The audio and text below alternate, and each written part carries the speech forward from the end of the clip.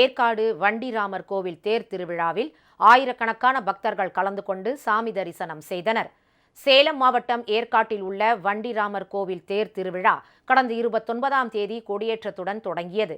விழாவின் முக்கிய நிகழ்ச்சியாக வண்ண மலர்கள் அலங்காரத்தில் முருகப்பெருமான் காட்சியளித்தார்.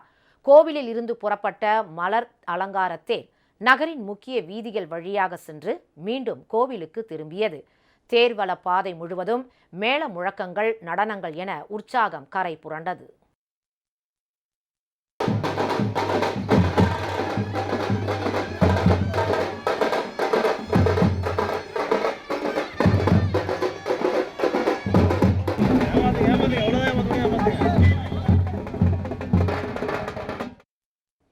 விழாவில் பக்தர்கள் சாட்டையடி வாங்கி நேர்த்திக்கடன் செலுத்தும் நிகழ்ச்சியும் நடைபெற்றது.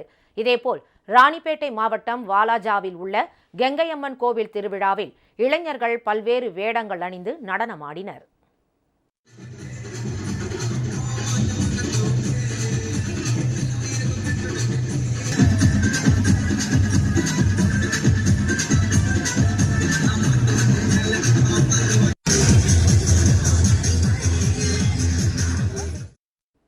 ராணிப்பேட்டை அருகே உள்ள புளியங்கண்ணு பகுதியில் நடைபெற்ற மண்டியம்மன் கோவில் திருக்கல்யாண நிகழ்ச்சியும் அதைத் தொடர்ந்து எல்லை ஓடுதல் நிகழ்ச்சியும் வெகு சிறப்பாக நடைபெற்றன.